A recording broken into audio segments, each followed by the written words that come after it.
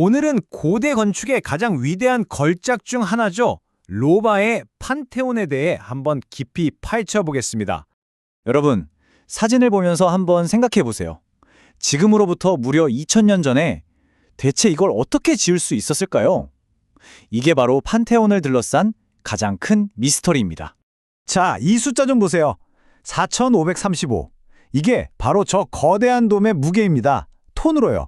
4535톤. 상상이 가시나요? 이 어마어마한 무게를 어떻게 버티게 만든 걸까요? 근데요, 그냥 짓기만 한 게 아니에요. 이걸 무려 2000년이라는 세월 동안 끄떡없이 서 있도록 만들었다는 거죠. 이건 뭐 진짜 공학 기술의 경이로움 그 자체라고밖에 할 말이 없네요. 자, 그럼 이 로마의 영원한 수수께끼 속으로 한번 들어가 보시죠. 판테온은요, 고대 로마의 수많은 건축물 중에서 가장 완벽한 상태로 또 가장 잘 보존된 기념물로 꼽힙니다. 판테온의 진짜 천재성은 사실 일종의 반전에 있어요. 겉에서 딱 보면 그냥 익숙한 신전이구나 싶어요. 전통적인 직사각형 모양이거든요. 근데 안으로 딱 들어서는 순간 완전히 다른 세상이 펼쳐집니다. 일부러 겉모습으로 그 엄청난 원형동을 감춰서 방문객들에게 우와 하는 극적인 놀라움을 주려고 설계한 거예요. 그럼 이게 대체 얼마나 불가능에 가까운 일이었는지 한번 살펴볼까요? 우선 건물 입구부터가 심상치 않습니다. 바로 저 거대한 기둥들이요. 저 기둥 하나 무게가 42톤입니다. 42톤!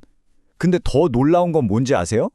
이게 여러 돌을 붙여서 만든 게 아니라 거대한 돌덩이 하나를 통째로 깎아서 만들었다는 거예요. 이게 어느 정도냐면요. A30 에어버스 여객기 한 대 무게랑 거의 똑같대요. 아니, 4층 건물 높이에 돌기둥 하나가 비행기 한 대 무게라니 진짜 감이 안 오죠? 그럼 이 비행기만한 돌기둥을 대체 어떻게 로마까지 가져왔을까요? 그 여정이 정말 기가 막힙니다. 시작은 이집트예요. 거기서 돌을 캐서 배에 싣고 지중해를 건너고요. 로마 근처에 와서는 강을 거슬러 올라온 다음에 마지막에는 황소 200마리가 이걸 건설 현장까지 끌고 갔다고 합니다. 와, 근데 이게 정말 시작에 불과했다는 거죠. 이런 말도 안 되는 일들을 어떻게 가능하게 했을까요? 여기에는 게임 체인저가 있었습니다. 바로 로마 건축의 모든 것을 바꾼 콘크리트 혁명입니다. 네, 바로 로마 콘크리트인데요. 지금 우리가 쓰는 거랑 뭐 비슷해 보이지만 로마인들은 여기에 아주 특별한 비법을 더했어요. 그리고 바로 이 재료가 건축의 역사를 완전히 뒤바꿔 놓습니다. 그 비밀 병기가 뭐였냐면 바로 포촐라나라는 화산지였어요. 이 화산석이 석회랑 만나면 화학 반응을 일으켜서 콘크리트를 엄청나게 강하게 만들고요. 심지어 방수 기능에 물속에서는 더 단단해지는 특성까지 있었죠. 이게 왜 중요하냐면 건축의 패러다임을 바꾼 거거든요. 그리스 건축이 큰 돌을 하나하나 쌓는 방식이었다면 로마인들은 작은 돌이나 벽돌 조각들을 이 콘크리트라는 접착제로 붙여서 원하는 모양을 만들었어요. 그러니까 더 이상 돌 크기에 얽매일 필요 없이 거대하고 부드러운 곡선, 즉 아치나 돔을 완벽하게 만들어낼 수 있었던 겁니다. 자, 이제 드디어 오늘의 하이라이트입니다. 판테온의 심장이자 상징인 저 거대한 돔 말이죠. 이 돔은 그냥 지붕이 아니에요. 말 그대로 천상의 금고, 즉 신들이 사는 하늘을 상징하는 공간이었습니다. 자, 그럼 이걸 대체 어떻게 지었을까요? 과정은 크게 4단계로 볼 수 있는데요. 먼저 돔 모양으로 거대한 나무 뼈대를 만들어요. 그 위에 벽돌로 골격을 쌓고 천장에 움푹 파인 장식 있죠? 코퍼라고 부르는 틀 140개를 설치합니다. 그리고 마지막으로 그 위에 콘크리트를 층층이 부어 올리는 거죠. 근데 여기서 진짜 기가 막힌 공학적 트릭이 들어갑니다. 돔이 위로 올라갈수록 더 가벼운 콘크리트를 썼다는 거예요. 아래쪽은 무거운 골재를 썼고 위로 갈수록 아까 말한 포촐라나 같은 가벼운 재료를 섞어서 콘크리트 자체의 무게를 줄인 거죠. 와, 정말 똑똑하지 않나요? 덕분에 돔이 자칫 무게 때문에 무너져 내리는 걸 막을 수 있었던 겁니다. 내부 디자인은 정말 말 그대로 경외감을 느끼게 하려고 작정하고 만든 것 같아요.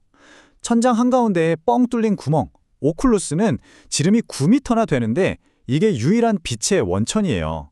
하늘이랑 직접 통하는 창인 셈이죠. 그리고 140개의 코퍼는 천장을 훨씬 더 높아 보이게 만드는 착시 효과를 주고요. 제일 소름 돋는 건 이 건물 내부 공간이 높이랑 지름이 똑같아서 완벽한 구, 즉 즉 공 모양을 이룬다는 정의입니다. 완벽한 기하학이죠.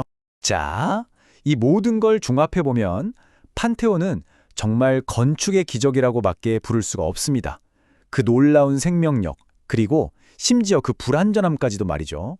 이게 얼마나 대단한 거냐면요. 판테온이 지어지고 나서 무려 1000년이 넘도록 세계에서 가장 큰 돔이었어요.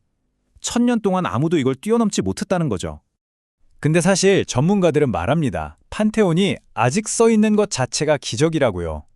왜냐하면 이 완벽해 보이는 건물에 사실은 아주 심각한 금이가 있거든요.